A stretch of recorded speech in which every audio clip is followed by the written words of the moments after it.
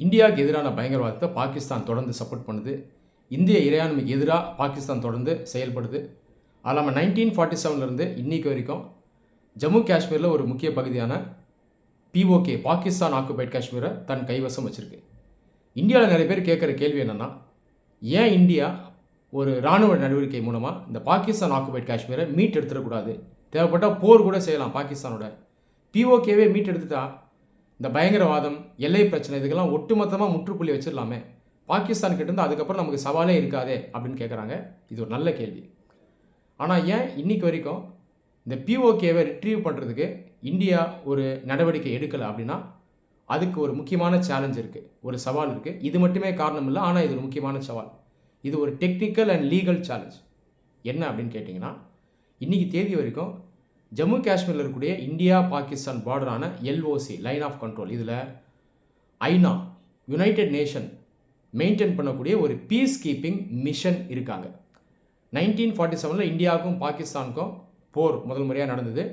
இதற்கப்புறம் இந்த கேஸ் எங்கே போகுதுன்னா, ஐநா சபை யூஎனுக்கு போகுது. யுனைடெட் நேஷன் செக்யூரிட்டி கவுன்சில் பாதுகாப்பு குழு என்ன பண்ணுறாங்கன்னா, அமைதியை நிலைநாட்டக்கூடிய ஒரு டீமான பீஸ் கீப்பிங் மிஷனாக இந்தியா பாகிஸ்தான் பார்டருக்கு அனுப்புகிறாங்க. அதனுடைய பேர் UNCIP. அதுக்கப்புறம் UNCIP அப்படின்றது கொஞ்சம் மாற்றி அமைக்கப்பட்டு பேர் மாற்றப்பட்டு UNMOGIP அப்படின்ற பேரில் இன்றைக்கு வரைக்கும் LOCயில் இருக்குது. இந்த UNMOGIPனுடைய வேலை என்னென்னா, இந்தியாவும் பாகிஸ்தானும் மறுபடியும் சண்டை போடுறாங்களா, அமைதி நிலைநாட்டப்படுதா, அல்லது ஏதாவது ஒரு நாடு திடீர்னு தாக்குதல் ஆரம்பிக்குதா அப்படின்றதெல்லாம் செக் பண்ணுவாங்க.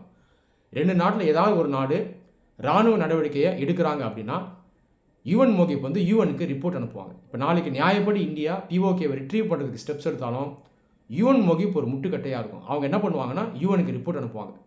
இந்தியா தான் அக்ரஸர், இந்தியா தான் முதல்ல இராணுவ நடவடிக்கையை எடுத்திருக்கு, பங்கம் விளைவிக்கிற மாதிரி அமைதிக்கு இந்தியா தான் நடந்திருக்கு அப்படின்னா அவங்க ரிப்போர்ட் அனுப்பக்கூடிய வாய்ப்பு அதிகம். இது ஒரு முக்கியமான சேலஞ்சாக இந்தியாவுக்கு இருக்குது. இதை நம்ம எப்படி ஓவர் கம் பண்ணுறோன்னா, இந்த UNMOGIP டீமை நம்ம திரும்ப UNSCக்கு அனுப்பணும். பொதுவாக இந்த பீஸ் கீப்பிங் மிஷன்ஸ் பார்த்திங்கன்னா, ரெண்டு நாடுகளுக்கிடையே பிரச்சனை இருக்கும்போது இருக்கும். அதுக்கப்புறம் கொஞ்சம் கொஞ்சமாக பிரச்சனை தீர்ந்துச்சுன்னா அந்த டீமை திரும்ப எடுத்துருவாங்க. அந்த அடிப்படையில் நம்ம என்ன ஆர்கியூ பண்ணுறோன்னா, 1972 சிம்லா அக்ரிமெண்ட் கீழே இந்தியாவும் பாகிஸ்தானும் இந்த காஷ்மீர் இஷ்யூவை பைலாட்டலாக செட்டில் பண்ணிக்கிறோம், UNMOGIPை நீங்கள் திரும்ப எடுத்துக்கங்கன்னு சொல்கிறோம். ஒருவேளை UNMOGIP டீம் திரும்ப எடுக்கப்பட்டுட்டால் இந்தியா ஃப்யூச்சரில் பாகிஸ்தானுக்கு எதிராக இராணுவ நடவடிக்கை எடுத்தாலும் இது இந்தியாவுக்கு ஒரு சவாலாக இருக்காது. நன்றி.